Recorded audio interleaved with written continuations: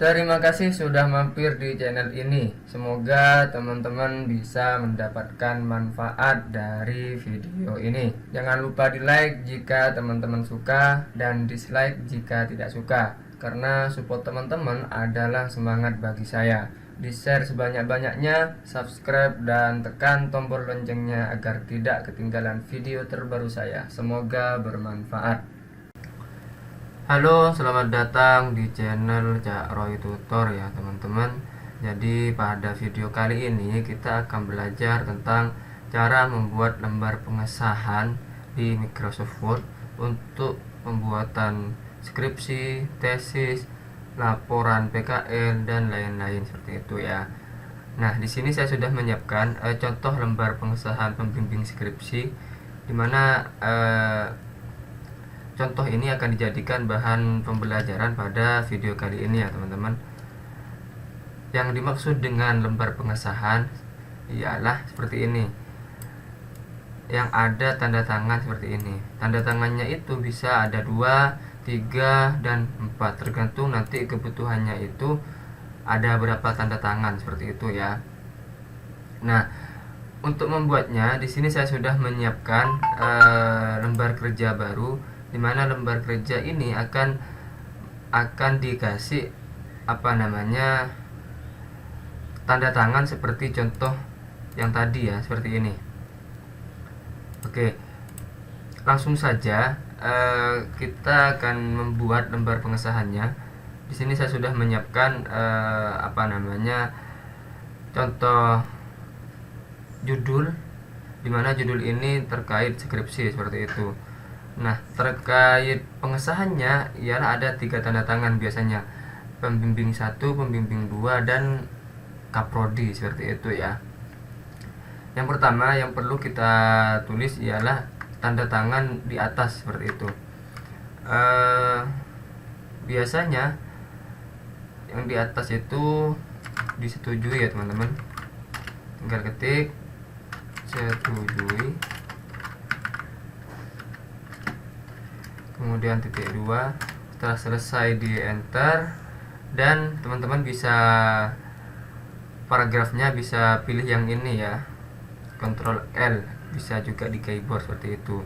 Dan untuk spasi teman-teman pilih yang no spacing, agar kemudian nanti memudahkan ketika kita mengatur spasinya seperti itu ya. Nah, biasanya untuk pembuatan tanda tangan di lembar pengesahan itu lebih gampangnya menggunakan tabel ya.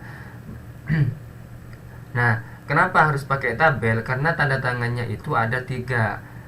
Kalau tidak pakai tabel, dikhawatirkan akan memperlambat sebuah pekerjaan atau bisa juga tidak rapi seperti itu.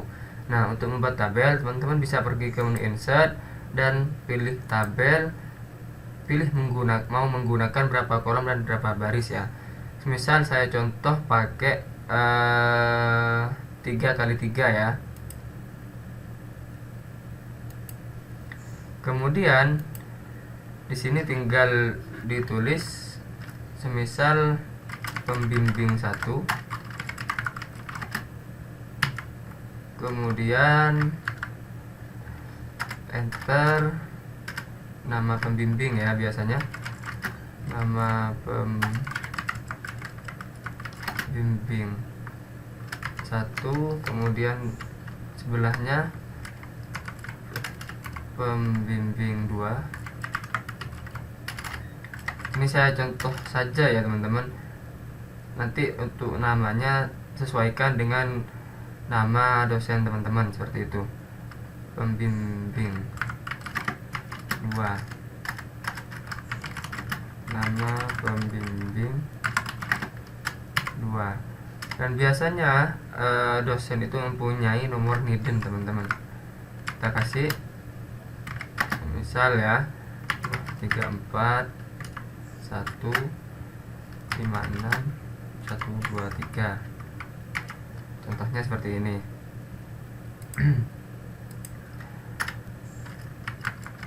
NIDN 1 2 3 4 7 8 5 8 9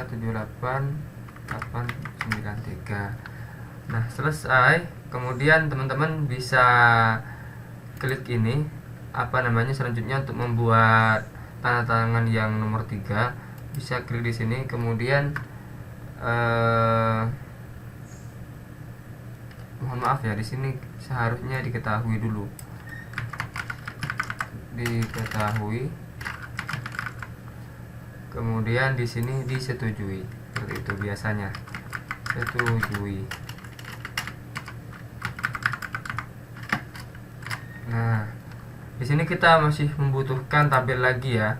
Untuk menambahkan tabel, teman-teman arahkan kursor mouse di tabel posisi paling akhir ya, seperti ini. Kemudian klik tab pada keyboard seperti itu.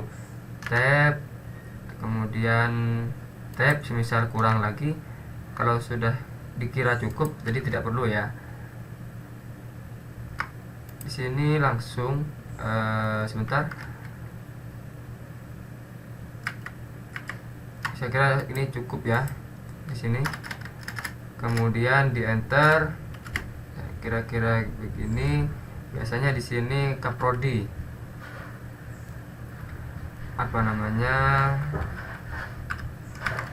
Kaprodi. Misal manajemen pendidikan Islam seperti itu ya. Dan di sini kita kasih Nidin juga. Kemudian setelah selesai baru bisa diedit terkait tanda tangannya ini, namanya ini ya. Biasanya nama ini kita pakai huruf tebal,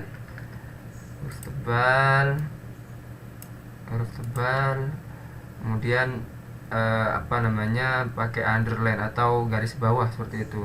Bisa juga dengan cara cepat, tekan Ctrl U pada keyboard seperti itu. Nah, di sini juga sebentar.